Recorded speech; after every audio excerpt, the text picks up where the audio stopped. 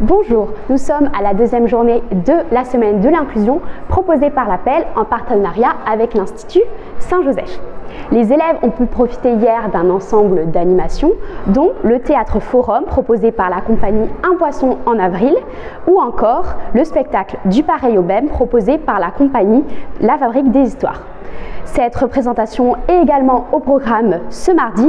Je vous propose d'aller à la rencontre des acteurs. Nous nous retrouvons à la chapelle pour la représentation du spectacle Du pareil au même qui est présenté aux élèves de primaire. Alors bonjour, qu'est-ce qui vous plaît dans cette spécialisation du jeune public?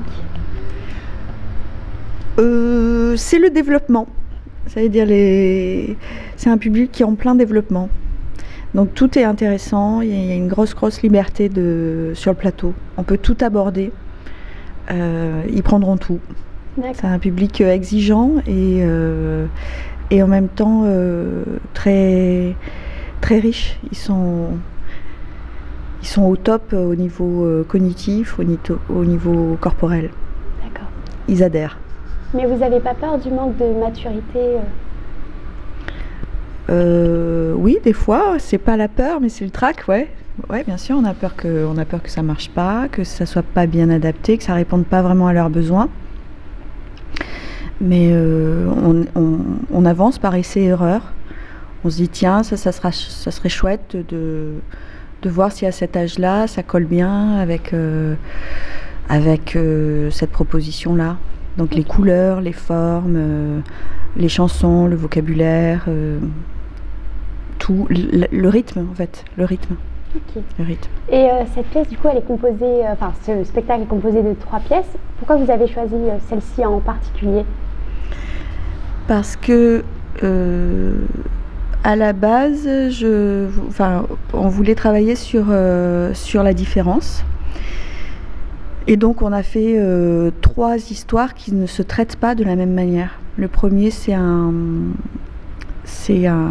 là on l'a mis dans ce sens-là. On a changé le sens pour que ça soit moins compliqué justement à recevoir. Sinon, donc il y a un petit tableau, c'est un raconte-tapis. On a beaucoup galéré parce que le raconte-tapis normalement c'est au sol. Et là on l'a mis en vertical. Donc pour nous sur le plateau ça change beaucoup de choses. Après il y a un théâtre d'objets. D'accord. Et puis il y a du conte avec un décor, avec une mise en profondeur. Voilà. Le décor inscrit la profondeur et donc c'est plus élaboré. On a voulu montrer trois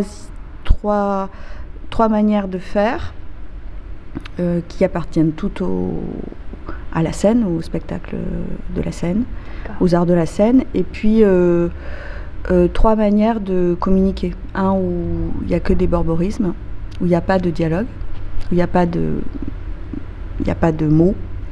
Un où il y a des mots. Okay.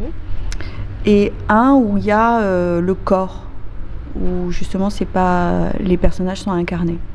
D'accord. Et du coup, concernant la communication, quel est le message que vous aimeriez bien passer au public que vous... Que les émotions, elles nous traversent, mais qu'elles ne nous définissent pas. Et qu'on peut avoir...